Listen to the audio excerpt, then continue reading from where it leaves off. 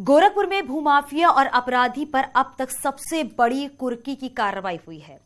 SP नेता जवाहर यादव के खिलाफ प्रशासन की अब तक की सबसे बड़ी कार्रवाई हो रही है। गैंगस्टर जवाहर यादव आवास, ऑफिस, जमीन और कार सब कुछ प्रशासन की ओर से जब्त किया जा रहा है।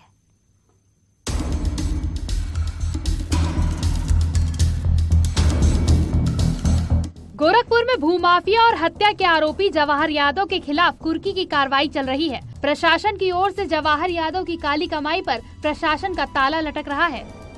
गैंगस्टर एक्ट में गोरखपुर की सबसे बड़ी कार्रवाई सपा नेता जवाहर यादव पे हुई है। उसकी करीब 150 करोड़ की संपत्ति जिला प्रशासन ने जब्त कर ली है। एक हत्या के मामले में जवाहर यादव और उसके लड़कों पर गैंगस्टर एक्ट लगाया गया था और उसी में ये कार्रवाई हुई है। माफिया जवाहर यादव के खिलाफ पिछले 4 दिन से कार्रवाई चल रही है। 126 करोड़ 40 लाख की संपत्ति जब्त की गई है। 4 दिन की कार्रवाई में आवास, दफ्तर, जमीन पर कार्रवाई, जवाहर की लग्जरी कारें भी जब्त हो गई हैं। इसके अलावा प्रशासन ने जवाहर यादव की करीब 200 करोड़ की बेनामी संपत्ति को चिन्हित किया है।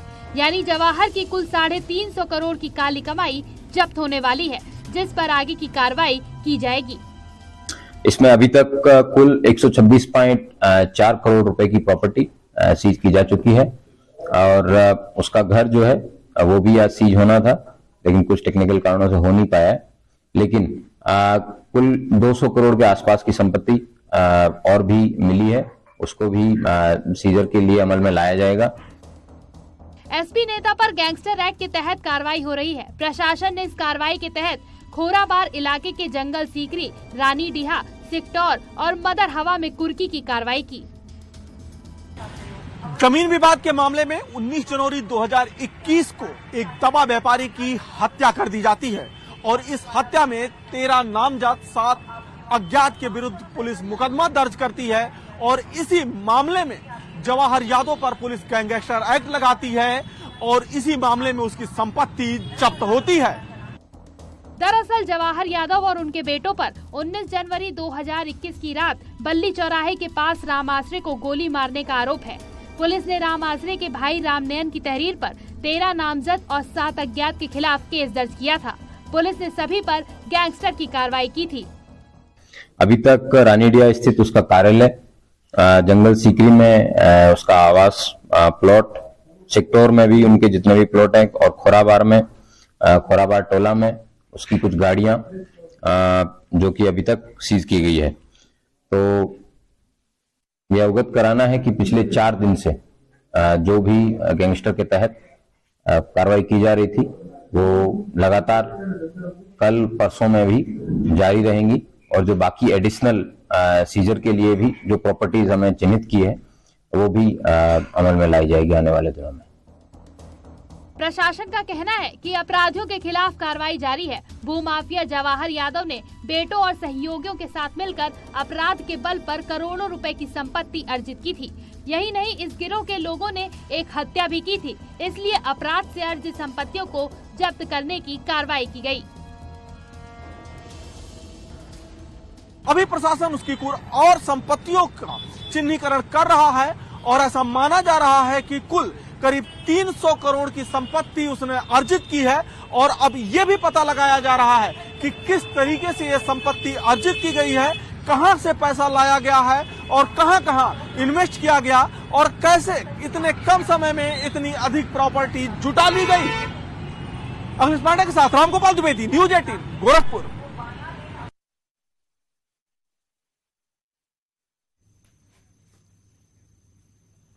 उत्तराखंड बीजेपी के विवादित नेता कुंवर प्रणव सिंह चैंपियन एक बार फिर विवादों में हैं और इस बार भी वजह विवाद ही है। पूर्व विधायक चैंपियन ने उत्तराखंड के लोगों को कोल्हू की बैल की तरह करार दिया है और यूपी जाकर चुनाव लड़ने का भी ऐलान कर दिया है और थाने जाकर पुलिस वालों को ही धमका दिया।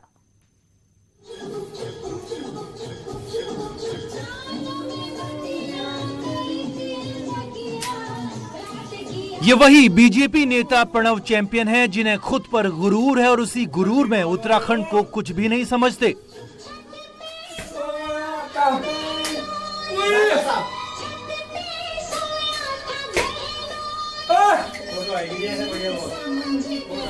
चैंपियन का ये वीडियो खासा वायरल हुआ था जब हाथों में हथियार और जाम लेकर राणा जी माफ करना पर खूब ठुमके लगाए थे। देश दुनिया में उत्तराखंड की खासी छिछालेदार हुई थी सोलग, लेकिन उत्तराखंड से ही 4 बार विधायक रहने वाले और उत्तराखंड की ही रोटी खाने वाले चैंपियन अब राज्य के लोगों को कोल्हू का बैल करार दे रहे हैं।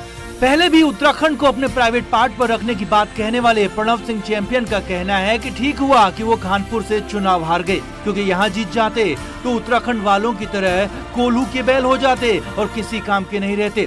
इसीलिए अब यूपी के सहारनपुर जाकर चुनाव लड़ने का ऐलान कर दिया। अगर हमारी कानपुर के चुनाव में शिकस्त न होती तो हम सहारनपुर से सांसद का चुनाव लड़ने की कदापि ना सोचते। हम रहते रहते उत्तराखंड में बार बार विधायक बनते रहते, जैसे कोल्हू का बैल होता है।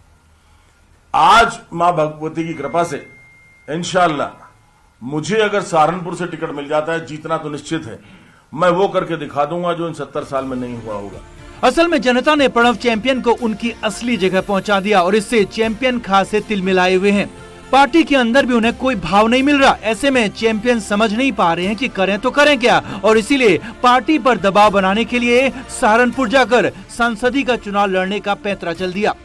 अपनी ही पार्टी के नेताओं पर आरोप लगा दिया कि वो पहाड़ मैदान का भेदभाव करते हैं। पहाड़ से विधायक जीत के आ रहा है, पहली बार का वो मंत्री बन रहा है। मैं नाम लूंगा उनके तो अच्छा नहीं लगेगा, नाम भी ले सकता हूं। मैं लगातार 4 बार जीता, मुझे विधायक नहीं बनाया। चाहे मंत्री नथानी हो, चाहे अमृता रावत हो, चाहे जनरल रावत हो, चाहे धन सिंह रावत हो, बहुत से नाम इसमें आ जाएंगे। प्रणव सिंह चैंपियन विवादों के राजा हैं और विवादों के चलते उन्हें पार्टी से निकाला तक जा चुका है। लेकिन चैंपियन तो चैंपियन है, 12 साल बाद भी नली से सीधे ही निकलते हैं और सिर्फ उत्तराखंड को कोल्हू का बैल नहीं कहा, बल्कि पुलिस वालों को थाने जाकर धमका दिया। कह दिया कि वो 4 बार के पूर्व विधायक हैं, संभल कर बात करें, और फिर उसके बाद अपने 2.5 करोड़ की गाड़ी की धौंस भी दिखा दी।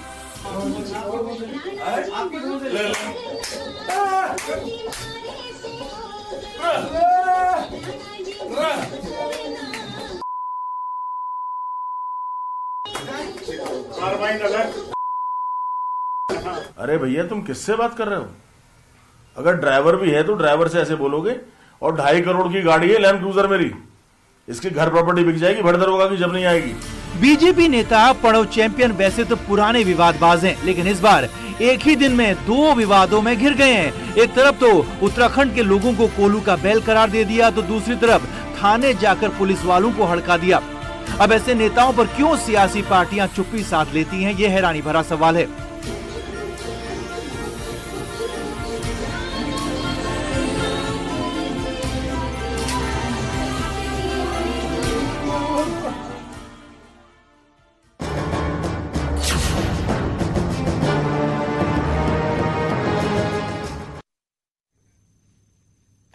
लखनऊ में मंगलवार को हादसा हुआ, लेकिन 22 घंटे बाद भी अब कार सवार 2 लोगों की तलाश नहीं हो पाई है।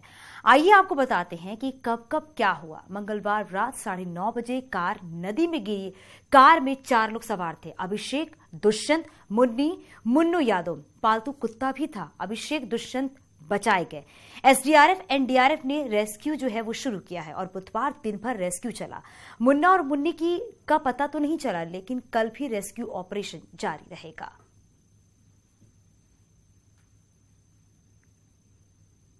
गोमती नदी में गिरी कार। लखनऊ में मंगलवार रात एक हैरतअंगेज और सनसनीखेज वाकया सामने आया, जब कार सवार 3 युवक, एक युवती अपने पालतू कुत्ते समेत गोमती नदी में समा गए। मंगलवार रात को बड़ा हादसा। पेपर मिल कॉलोनी इलाके में एक जगह गोमती नदी और कुकरैल बंधे का ज्वाइंट है। हालांकि यहां पर आना जाना मना है, लेकिन बावजूद इसके कुछ लोग यहां से इस रास्ते को पार करने की कोशिश करते हैं। बुधवार को दिन भर रेस्क्यू जारी।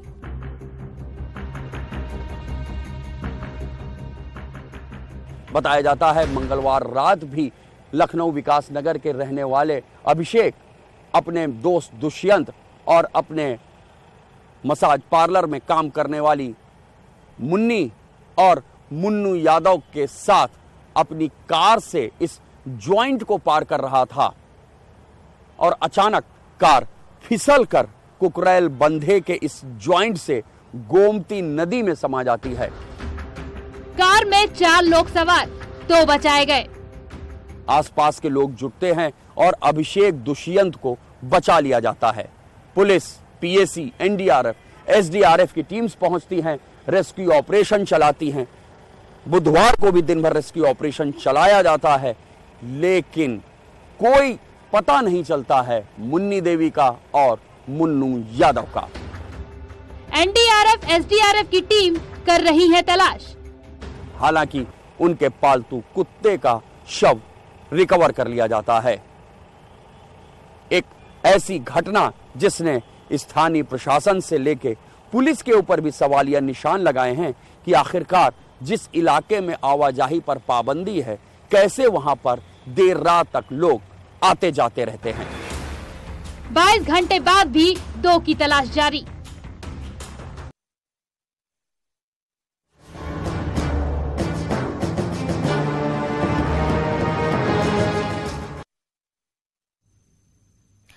द्रांग गुलमर्ग में कई जगह तापमान गिरने से बर्फ जम गई है और ऐसा लग रहा है जैसे कोई बड़ा फूल हो। नदी नाले सब कुछ जम गए हैं, तापमान माइनस में है और आज से कश्मीर में चिल्लई कला की शुरुआत हो चुकी है। चिल्लई कला कश्मीर में 40 दिन के उस दौर को कहा जाता है जब पूरी घाटी में कड़ाके की ठंड पड़ती है।